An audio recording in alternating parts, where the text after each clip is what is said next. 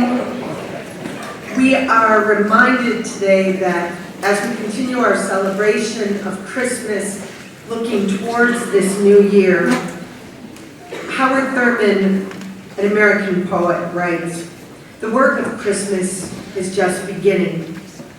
To find the lost, to heal the broken, to feed the hungry, to release the prisoner, to rebuild the nations, to bring peace among the people, and to make music in our hearts." So we come together today. We welcome you wherever you are on your journey as we continue our Christmas and celebrate today the Holy Family and their story. And we could not find a better speaker than one of our very own parishioners on this topic, Sarah Brenes. She is the program director of the Refugee and Immigrant program at the Advocates for Human Rights. The Advocates are a treasured partner of St. Joan of Arc through our justice grants and with our Welcome the Stranger ministry. And you can find out more about our work with the Advocates in the Welcome Center after Mass this morning. Sarah oversees the organization's legal services program, which provides legal assistance to low-income asylum seekers, human trafficking survivors, and detained immigrants. She is incredible, as is her work and the organization for which she works. Sarah also has her own Holy Family here at St. Joan of Arc, and this past week, all three of her kids were in our Christmas Eve pageant, and her daughter was married.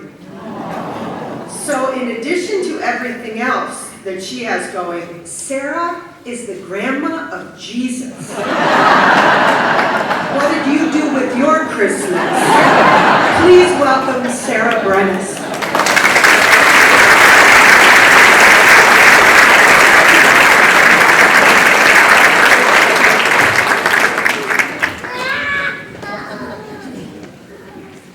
Thank you, Julie.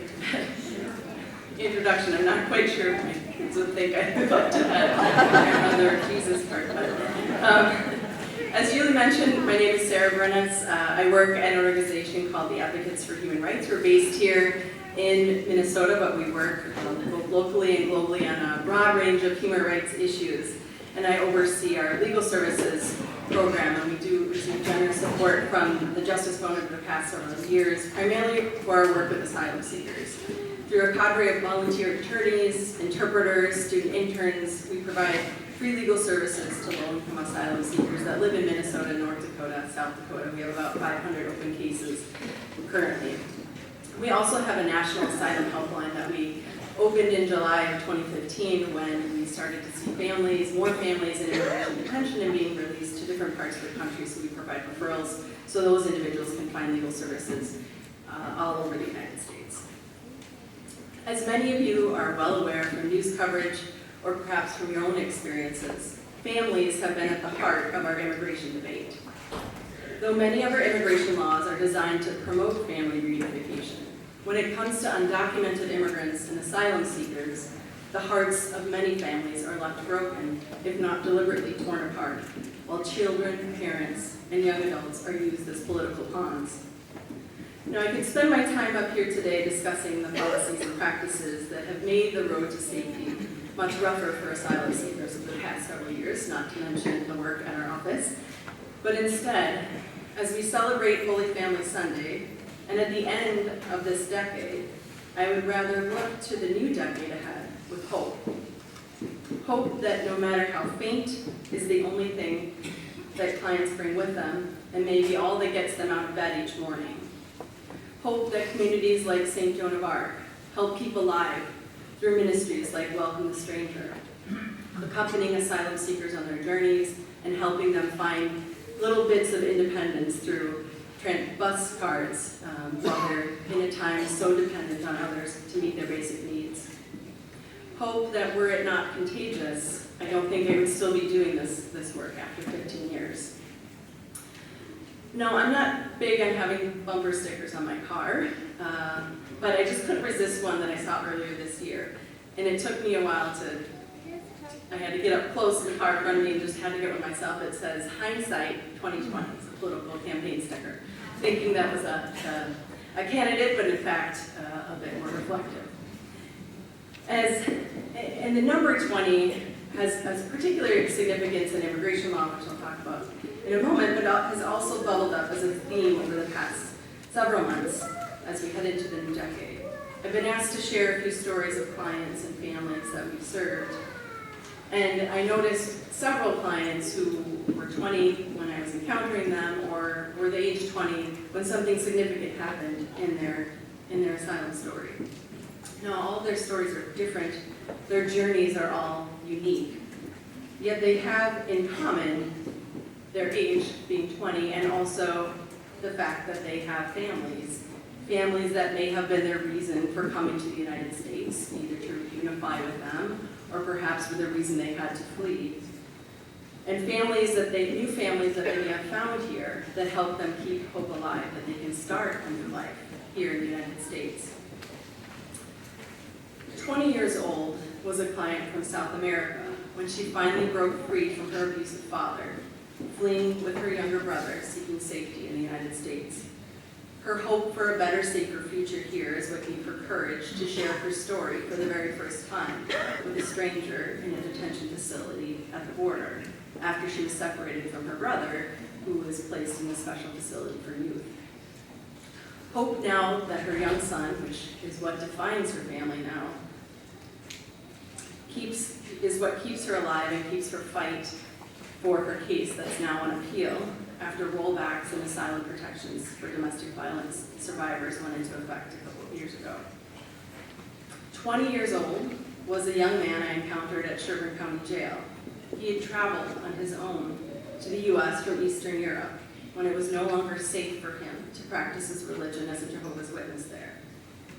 Hope gave him the courage to leave his mother behind, knowing she was too weak for the difficult journey, and gave him the faith that one day they would be reunited.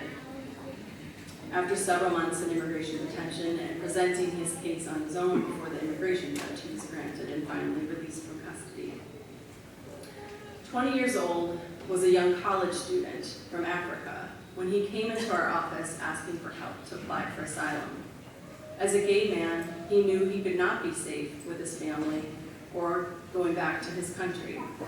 His host family that he found here in the United States gave him hope and courage to take the next step that he needed to secure permanent safety.